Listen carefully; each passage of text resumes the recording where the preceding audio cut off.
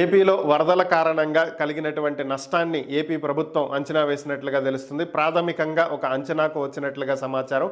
దీనికి సంబంధించినటువంటి నివేదికనే కేంద్ర ప్రభుత్వానికి పంపించినట్లుగా తెలుస్తుంది.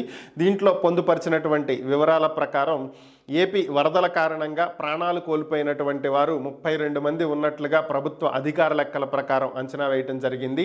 అదేవిధంగా ఇళ్లు కోల్పోయినటువంటి వాళ్ళు భారీ సంఖ్యలో ఉన్నారని చెప్పి ప్రభుత్వం తెలియజేయటం జరిగింది. ఇక అలాగే పంట నష్టాన్ని కూడా ప్రభుత్వం అంచనా వేసింది. 1.69 లక్షల ఎకరాల్లో సాధారణమైనటువంటి పంటలు నష్టపోవటం జరిగిందని, ఇక 18,000 ఎకరాల్లో ఉద్యానవన పంటలు నష్టపోవటం జరిగిందని చెప్పి ప్రభుత్వం అంచనా వేసింది. ఓవరాల్గా మొత్తం కలిపి 2.34 అంటే 2,34,000 మంది రైతులు నష్టపోయినట్లుగా అంచనా వేయటం జరిగింది. దీనికి సంబంధించే పూర్తిగా రాష్ట్ర విపత్తులకు సంబంధించి మొత్తం మీద 6,880 కోట్ల రూపాయల నష్టం వాటిల్లింది అని చెప్పి ఏపీ ప్రభుత్వం కేంద్రానికి లెక్కలు పంపించడం జరిగింది.